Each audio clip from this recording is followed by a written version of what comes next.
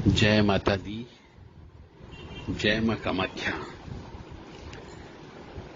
क्रीं कालिकाय नमः।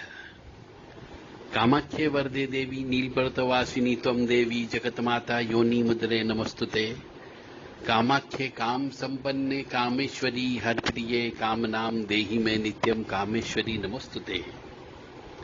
कामदे काम रूपस्ते सुभगे सुर सेविते करोमि दर्शन देव्यम सर कामार सिद्धये। ओम महेशानी महामाये चामुंडे मुंडमालिनी आयु आरोग्य ऐश्वर्य देहि में देवी परमेश्वरी। काली काली महाकाली काली के पापनाशिनी खड़ग हस्ते मुंड हस्ते काली काली नमस्तुते। काली काली महाकाली काली के परमेश्वरी सर्वानंद करी देवी नारायणी नमस्तुते। मां भगवती आद्य शक्ति काली के बारे में जितनी बात की जाए उतनी कम है,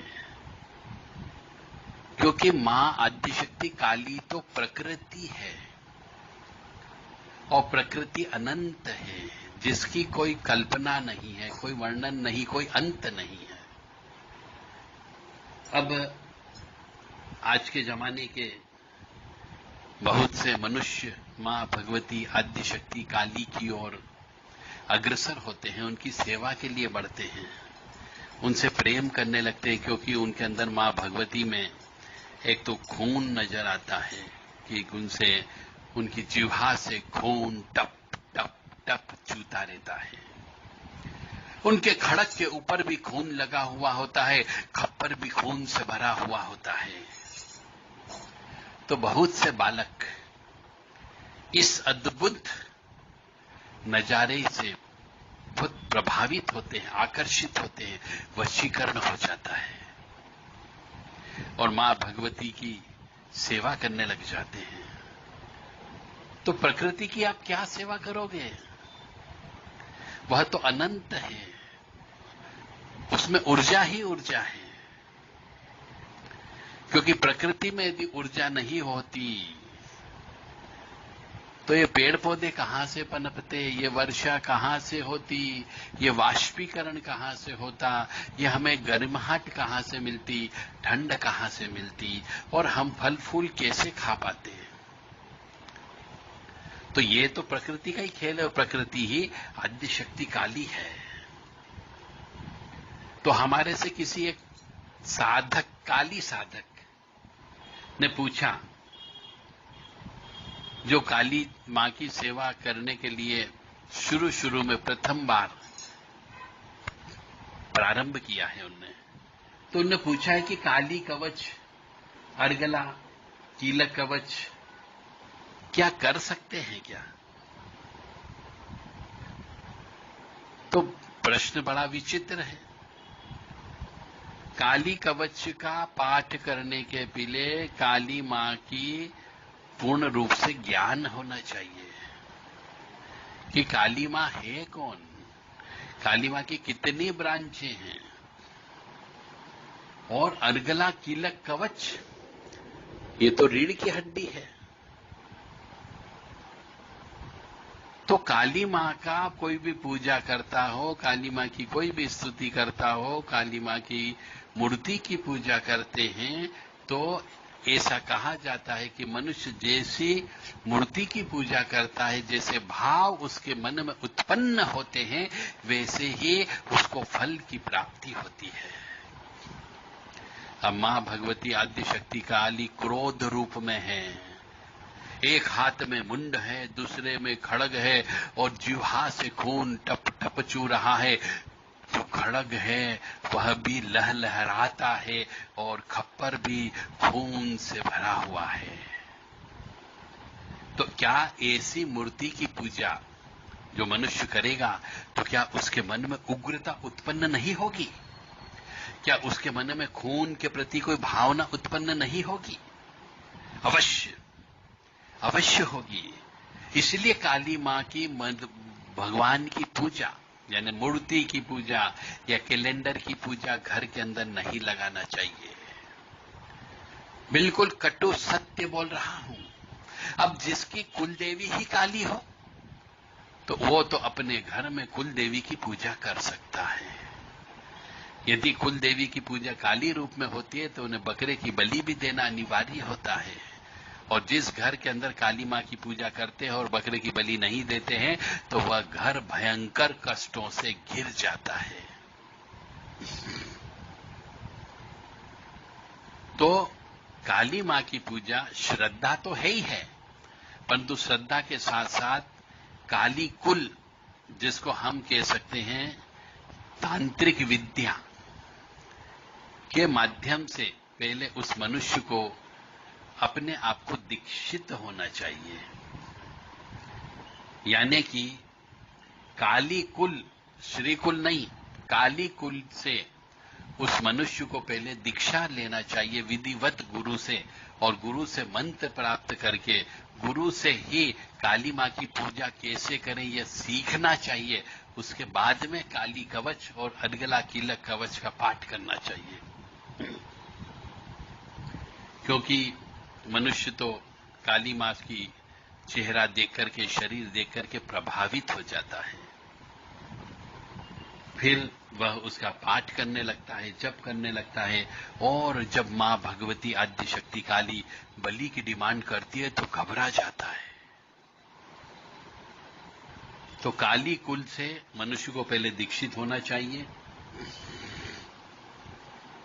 और कोई भी कीलक करें, कोई भी कवच करें, गुरु से दीक्षा लेने के बाद, गुरु से विशेष शिक्षा लेने के बाद ही करें, गुरु की आज्ञा से ही करें।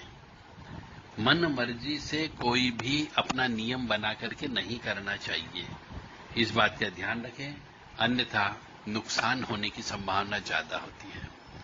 कुछ मनुष्य कहते हैं कि ये तो मेरी मां है। अरे मां जरूर है, पर वो मां कोई साधारण मां नहीं है, वो मां विशेष मां है। और जब वो किसी चीज की डिमांड करती है तो आपको पूरी करना पड़ती है। कई बार ऐसी शक्तियां आपसे सहवास की इच्छा भी करती है, कई बार बलि की इच्छा करती है, कई बार कन्या पूजन की आस लगाए बैठी हुई होती है, कई बार काली के जो शक्ति पीठ है वहां की यात्रा की इच्छा लगाए बैठे हुए होते हैं, और कई बार बड़े बड़े जो पवित्र नदियां होती है उसमें स्नान करने की इच्छा रखती है। अब आपके पास धन भी होना चाहिए, मन भी होना चाहिए, समर्पण भी होना चाहिए, श्रद्धा भी होनी चाहिए, तब तो आप काली मां की पूजा करें, और गुरु होना अत्यंत आवश्यक है। तो मेरा यही कहना है कि काली मां की पूजा अपनी मर्जी से नहीं करें, अन्यथा आपका घर बर्बाद होने में समय नहीं लगेगा। चाहे आप कितना ही मन को समझा लो, कितने ही बड़े बुजुर्ग कह लीजिए कि अरे वो तो मां है, तुम बेटे हो उसके, परंतु ये मां थोड़ी अलग किस्म की मां है। हम चाहें उसे सौम्य रूप में पूजें, पर जब वो सौम्य रूप में है ही नहीं तो सौम्य रूप में कैसे पूज सकते हो? सौम्य रूप में आपको पूजना है तो मां भगवती भवानी दुर्गा मां को पूजिए, वो सौम्य रूप में है। परंतु यदि आप काली रूप में किसी भी देवी मां को पूजते हो तो वो सौम्य रूप में नहीं है। शायद आपके दिमाग की घंटियां खुल जाए, मेरा यह उद्देश्य है। तो जितने भी मनुष्य जो भी काली मां की पूजा करते हैं, सेवा करते हैं, जप तप करते हैं, वो इस बात का अवश्य ध्यान रखें कि बलि देना अनिवार्य होता है और उनके आदेशों का पालन करना अत्यंत आवश्यक होता है। जय माता दी, जय मां कामाख्या। क्रीम क्रीम क्रीम रीम रीम होम होम दक्षिण काली के क्रीम क्रीम क्रीम रीम रीम होम होम ऐं ह्रीं श्रीं क्रीं भद्रकाल्ये नमो नमः। ह्रीं द्रीं ओम ह्रीं वषट् त्रीं ओम क्रीं द्रीं द्रीं होम होम स्त्रीं स्त्रीं कामाख्याय प्रसीद प्रसीद ह्रीं द्रीं द्रीं होम होम स्त्रीं स्त्रीं। तो ये क्रीम काली मां का मंत्र है, बीज मंत्र है। इसको जप करने से पापों का नाश होता है। और क्लीम शब्द जो है महामाया का शब्द है, काम बीज है क्लीम। दोनों शब्दों में जमीन आसमान का अंतर है। तो आप कोई भी काली मां की पूजन अर्चन करें तो गुरु से आज्ञा लेकर के ही करें और गुरु से दीक्षा लेकर के ही करें। अपनी मर्जी से कभी भी काली मां की पूजा नहीं करनी चाहिए। जय माता दी, जय मां कामाख्या। और काली मां की पूजा करते हैं तो दुर्गा सप्तशती का पाठ करना अनिवार्य होता है। साथ ही साथ में दुर्गा सप्तशती का चारों गुप्त नवरात्रि में कृष्ण पक्ष की अष्टमी या शुक्ल पक्ष की अष्टमी के दिन हवन दुर्गा सप्तशती का कराना अनिवार्य होता है। जय मां भगवती। मां भगवती आद्य शक्ति भवानी, आह्लादिनी शक्ति, कष्ट निवारिणी, दुख निवारिणी, महिषासुर मर्दिनी, चंडमुंड नाशिनी, सिंहवाहिनी, क्लेश नाशिनी, पाप नाशिनी, दुरितापहारिणी, शत्रु संग विदारिणी। आप सबको सुखी रखे, स्वस्थ रखे, प्रसन्न रखे, यश दे, कीर्ति दे, मान सम्मान दे और सबसे बड़ी बात है आपको शुद्ध बुद्धि प्रदान करे, ताकि आप धर्म के प्रति आस्था बनाए रखें, विश्वास बनाए रखें और परोपकार करते रहें। जय मां।